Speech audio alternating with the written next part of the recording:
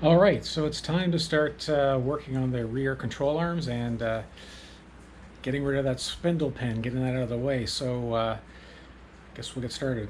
I have been soaking the spindle pin and the lock pin for the last few days. Just keep spraying it with a mix of ATF and acetone 50-50 mix. So obviously the spindle pin is here. It's a 17 mil bolt on that end and on that end right there. And then there is a lock pin underneath right here.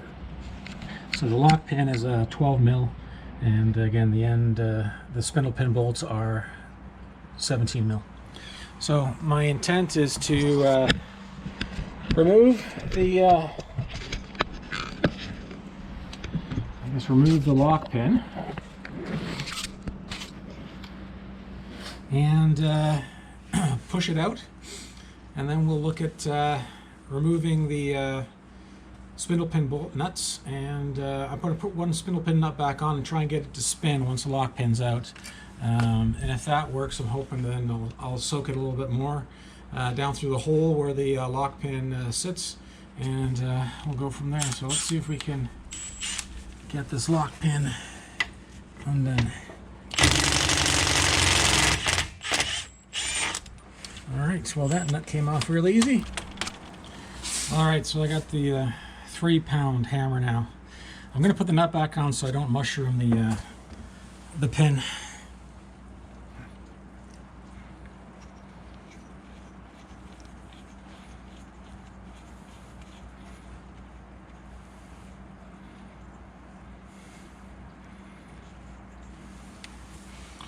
All right, see how this goes.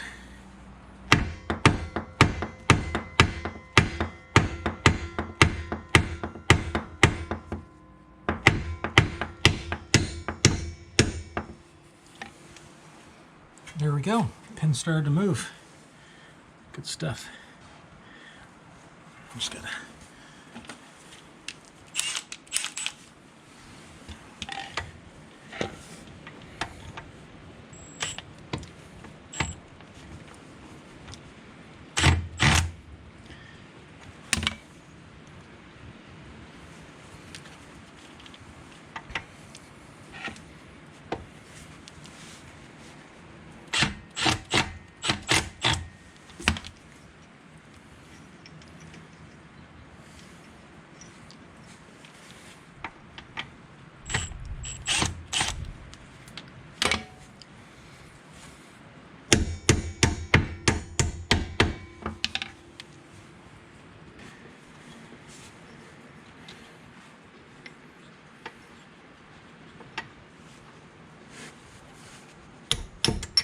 there we go.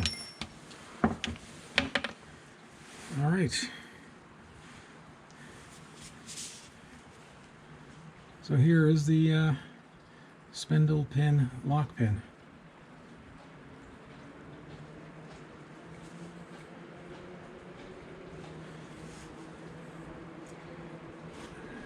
A little bit of corrosion, but not too bad. All right. I guess we'll try for the spindle pin nuts now.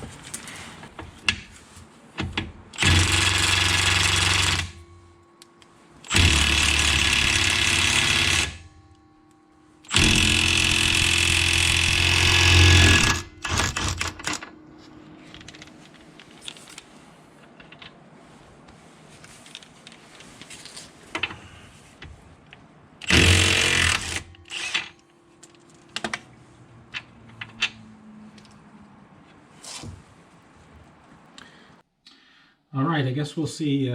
This is going to determine how this day is going to go. So I'm going to try and get the spindle pin to move using my impact. We'll start on the lowest setting, and hopefully I can get it to spin. I'm going to try and tighten it down so it'll start to move, and then hopefully spin the spindle pin.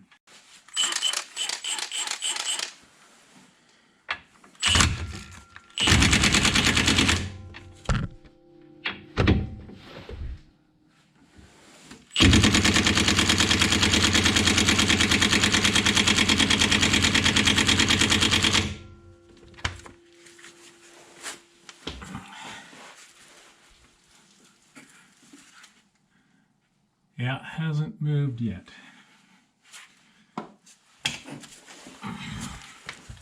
Let's try the second setting.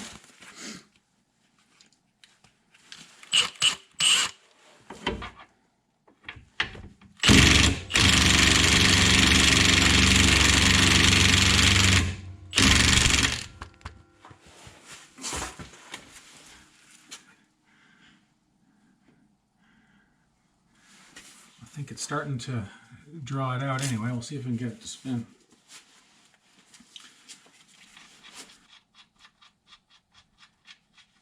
So far it has moved, but it hasn't spun, so we'll see how this progresses.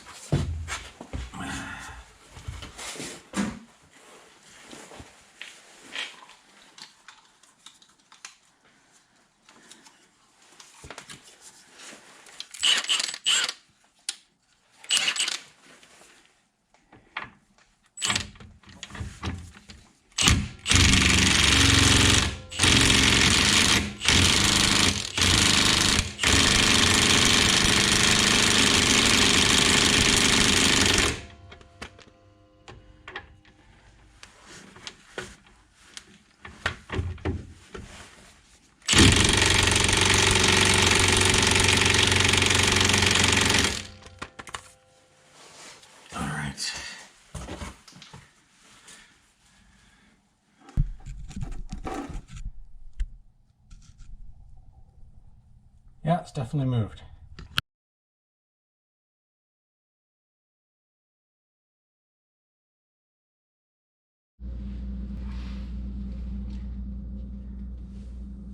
Well, it seemed like a good idea, but the impact on the nut basically just pulled the threads out of the nut.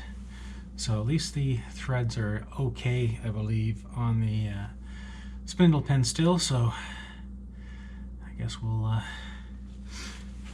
try something else. All right, next up, I'll try hitting it with the 3-pound sledgehammer and try and get it to move back the other way a bit. Put the nut back on to, well, we'll see if it does any good. Here we go.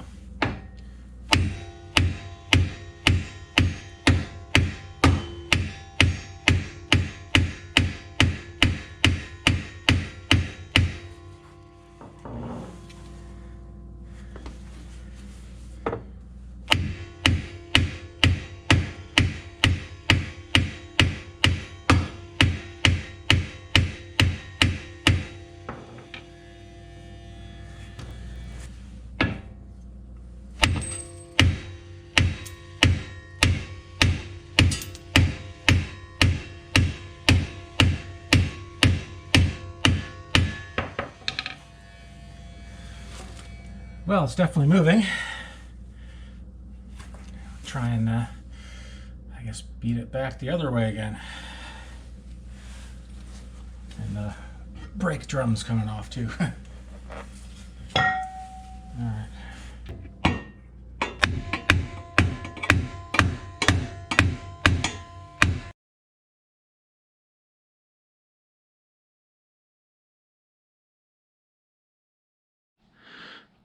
All right, well, it's definitely a slog, but the spindle pin is moving now. I'm going to just remove the nut on this end and then try to drive it all the way through using a one of these.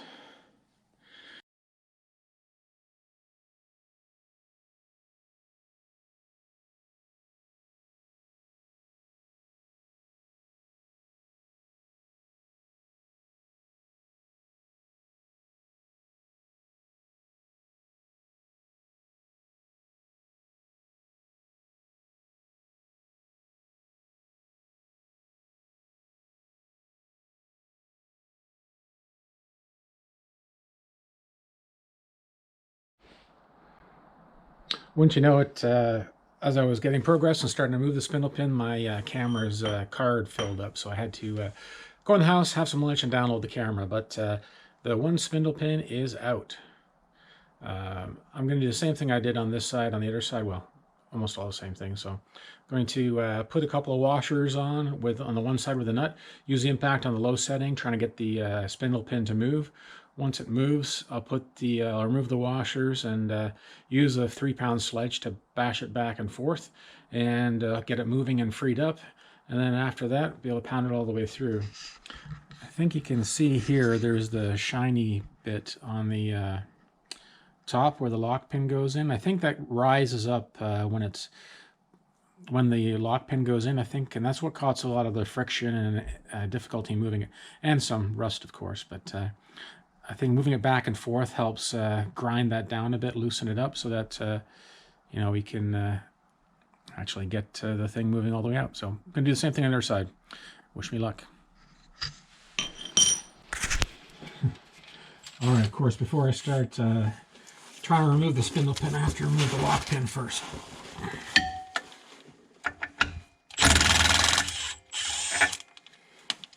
That was easy. Now I just need to pound it out.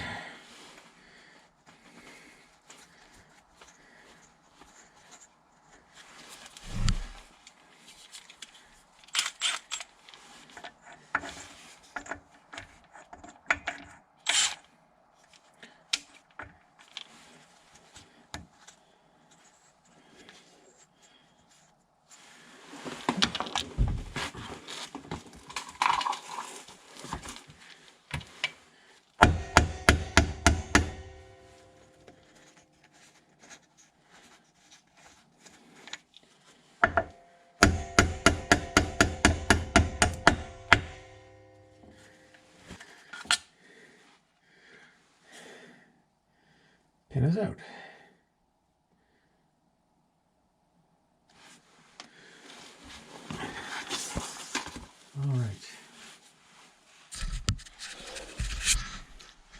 All right, next on to removing the nuts off the end and put a couple washers on and try to get the big impact on the low setting to get the spindle pin moving. Let's give it a go.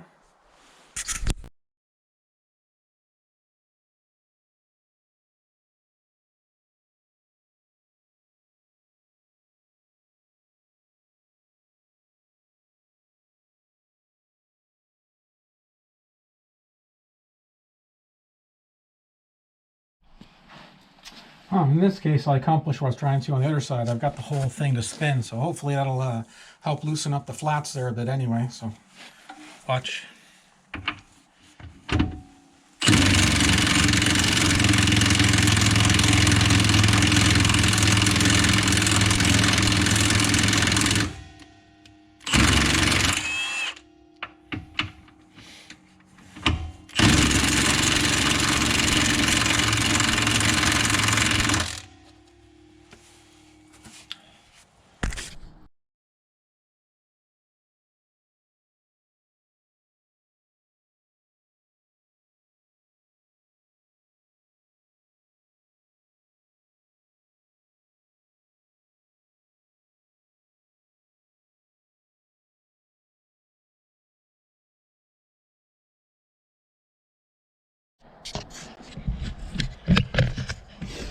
All right, and there you have it.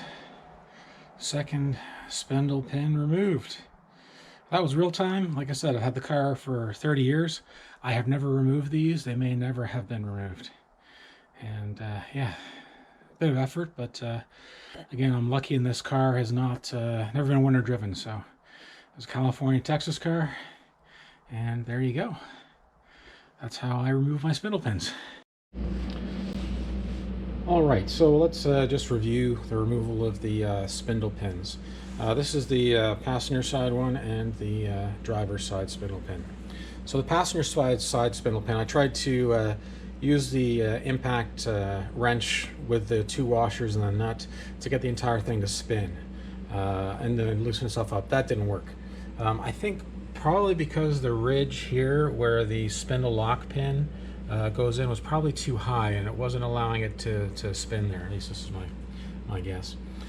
So then pounding it back and forth, so putting the nuts on both ends and pounding it back and forth, allowed that ridge to grind down enough to allow it to pass through the opening in the control arm and the spindle. On the driver's side, I think the ridge is less pronounced. I can feel it with my finger. And so when I put the 2 washers on the end with the nuts and used the impact wrench to spin the whole thing, it actually worked. And you know, the spinning it allowed the corrosion that had built up to be basically ground off as it spun around in place. And you could see that in the video of the one end there, where you could see the rust dust, I guess, coming out. So once it was spinning freely, just pounded back and forth a couple times. But the driver's side, because it spun, and I think because the ridge on the where the lock pin goes in was not as pronounced, I think it made it easier to come out. So overall, bit of effort, but I think the bashing it back and forth with the nuts on the end, it got easier as I did that. So I think that the corrosion got scraped off. Plus, like I said, you can see here that it's kind of a polished look there on the one lip, and I think that's what got ground down when I was pounding it back and forth, because you don't see that here. It's not as pronounced anyway. So anyway, that was my experience. I dreaded doing this. Said I've owned the car 30 years. I have never had the spindle pins out in those 30 years. It's one of the things in my car's favor is that it was a California, Texas car, and I think it has been continually driven. It's never been stored or put away for more than 6 months over the winter period. At that point, it was always garaged. Never been exposed to salt on the streets and corrosion.